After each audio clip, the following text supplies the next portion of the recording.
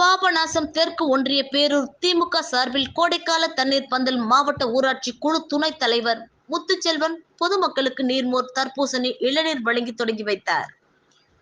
தஞ்சாவூர் மாவட்டம் பாபநாசம் அண்ணா சிலை அருகில் தெற்கு ஒன்றிய பேரூர் திமுக சார்பில் கோடைக்கால தண்ணீர் பந்தல் திறப்பு விழா நடைபெற்றது. பாபநாசம் பேரூர் செயலாளர் கபிலன் தலைமை வகித்தார். மாவட்ட துணை செயலாளர் கோவி ஐயாராசு, பாபநாசம் ஒன்றிய செயலாளர்கள் தாமரை செல்வன், நாசர் ஆகியோர் முன்னிலை வகித்தனர்.